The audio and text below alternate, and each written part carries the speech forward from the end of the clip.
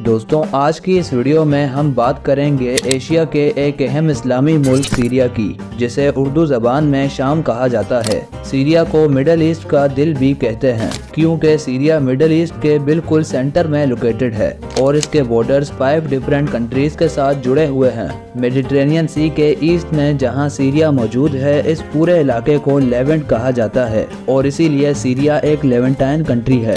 Syria का total area 1,85,180 square kilometre है और एरिया के हिसाब से सीरिया को दुनिया में 68 नंबर पर रखा गया है। और साथ ही सीरिया के 5 आइलैंड मेडिटेरेनियन सी में भी मौजूद हैं, जिनमें सबसे बड़े आइलैंड का नाम अरवाद है और इस आइलैंड पर हिस्टोरिकल किले भी बने हुए हैं। सीरिया को 14 गवर्नोरेट्स यानी के सूबों में डिवाइड किया गया है और इस मुल्क का कैपिटल सिटी डेमेस्कस है, जिसे सिटी ऑफ जैस्मिन के नाम से भी जाना जाता है। यह शहर दुनिया का सबसे पुराना मुसलसल आबाद शहर है, जिसकी तारीख हजारों साल पुरानी है और इस शहर की खुदाई के दौरान मिलने वाली चीजें इस बात का सबूत हैं। यह शहर ओल्ड आर्किटेक्चर, कल्चरल और रिलीजियस सेंटर होने के लिए मशहूर है, जहां मौजूद उमैयद मस्जिद इस शहर का एक आइकॉनिक लैंडमार्क है और ये मस्जिद दुनिया की सबसे कदीम और सबसे बड़ी मसाजिद में से एक है। और इसी शहर में सीरिया का सबसे बड़ा और बिजिएस्ट एयरपोर्ट भी मौजूद है। लेकिन अभी हाल ही में होने वाली सिविल वार की वजह से इस शहर की आबादी और हिस्टोरिकल साइट्स को बहुत नुकसान पहुंचा है।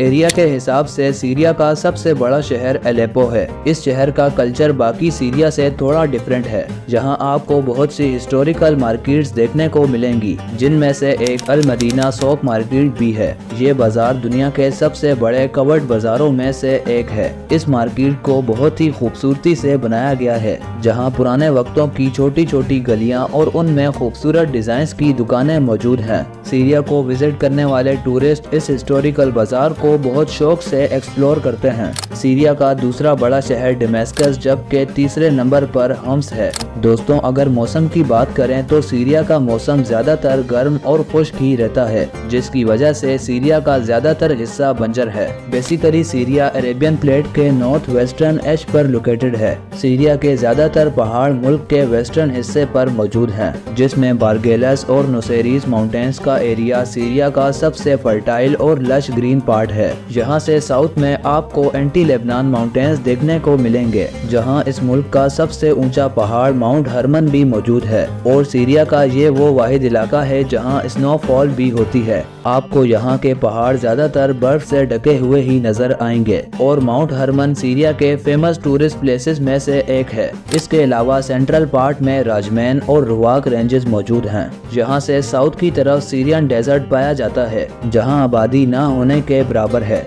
इस डेजर्ट के लेफ्टर्न एज पर अस-सफा और जबल अल द्रूस के नाम से 2 वोल्केनिक फील्ड्स भी देखने को मिलती हैं। अगर बात की जाए सीरिया के सबसे बड़े दरिया की, तो इसका नाम यूफ्रेटिस रिवर है, जिसे दरियाए फरात भी कहा जाता है। इस दरिया में 2 और छोटे दरिया आकर मिलते हैं, जिनका नाम बलीग और खुबौर है और ये तमाम दरिया तुर्की से बहकर आते हैं। सीरिया की सबसे बड़ी झील का नाम लेक अस-साद है और इसी लेक पर सीरिया का मोस्ट इम्पोर्टेंट तबका डैम भी बना हुआ है, जिससे करीबी इलाकों की पानी की जरूरत को पूरा किया जाता है। इस मुल्क की सिर्फ 30% जमीन ही एग्रीकल्चर के लिए इस्तेमाल की जाती है, जिसमें गंदम और जैतून को बड़े पैमाने पर उगाया जाता है। वैसे तो सीरिया में नॉर्थ ईस्ट के इलाकों में बड़ी तादाद में ऑयल रिजर्व्स मौजूद हैं, लेकिन सिविल वॉर की वजह से इंटरनेशनल कम्युनिटी ने सीरिया पर पाबंदियां लगा रखी हैं, जिससे मुल्क की इकोनॉमी पर भी बुरा असर पड़ा है। सीरिया के सबसे बड़े शिपिंग पोर्ट का नाम पोर्ट ऑफ लताकिया है, जो कि 2000 BC से कंटिन्यूसली यूज हो रहा है।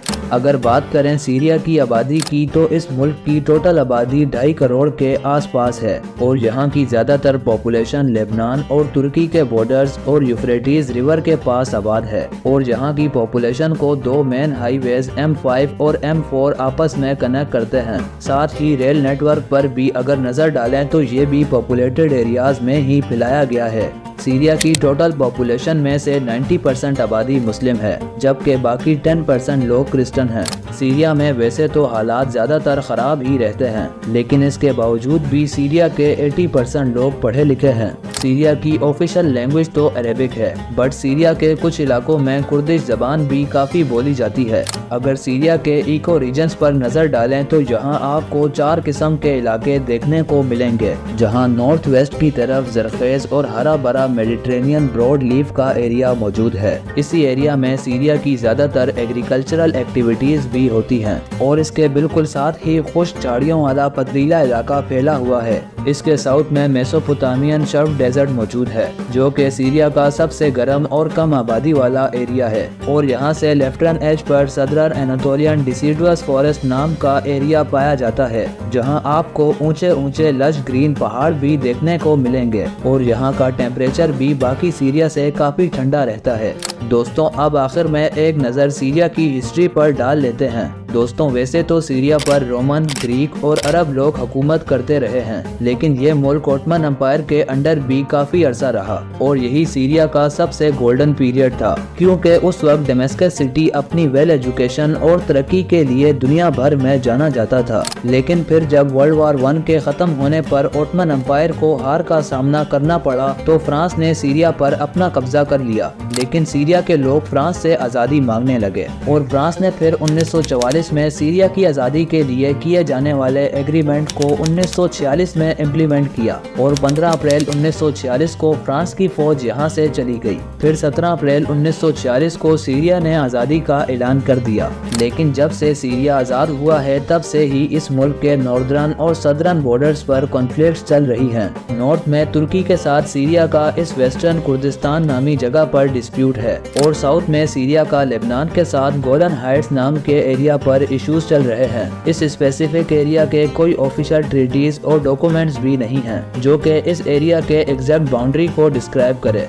तो दोस्तों, ये थी हमारी आज की सीरिया के रिलेटेड एक इन्फॉर्मेटिव वीडियो जो यकीनन आपको पसंद आई होगी। दुनिया को जानने के इस सफर पर हमारे साथ जुड़ने के लिए इन्फिनिटी इन्फो को सब्सक्राइब करना मत भूलें। तो हम मिलते हैं किसी और मजेदार टॉपिक के साथ। अल्लाह हाफिज।